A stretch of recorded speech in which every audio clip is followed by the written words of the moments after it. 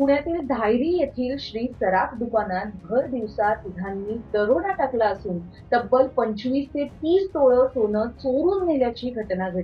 या घटनेमुळे परिसरात एकच खळबळ उडाली आहे। ही चोरीची घटना सीसीटीव्ही मध्ये स्पष्टपणे कैद झालेली दिसून येते। पोलिसांनी दिलेल्या माहितीनुसार धायरी येथील रायकर माळा जवळील काळूबाई चौक येथे असलेल्या श्री सराफ ज्वेलर्सचे मालक विष्णू सखाराम दहिवाल आणि त्यांचे कामगार घटना घडली त्यावेळेला दुकानात होते।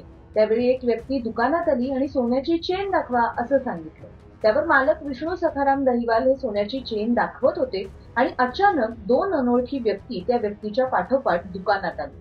त्या दोघांनी हातामधलं पिस्तूल दाखवून धमकी देत शिवीगाळ करण्यास सुरुवात केली। 25 ते 30 तोळं सोनं या व्यक्तींनी हिसकावून घेतलं।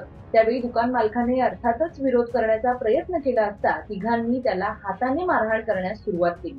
एकाने पिस्टलच्या बटने मारहाण करून दुचाकीवरून हे तिन्ही आरोपी फरार झाले। ही घटना सीसीटीव्ही मध्ये कैद झाल्यानंतर आरोपीच्या शोधासाठी पथक रवाना करण्यात आले।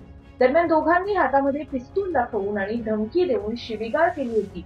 समोरील बाजूस असलेले 25 ते 30 तोळं सोनं हिसकावलं होतं।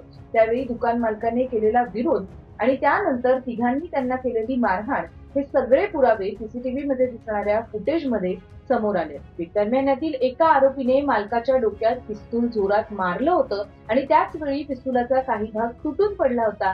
त्यानंतर दुचाकीवरून तिन्ही आरोपी सोनं घेऊन फरार झाले।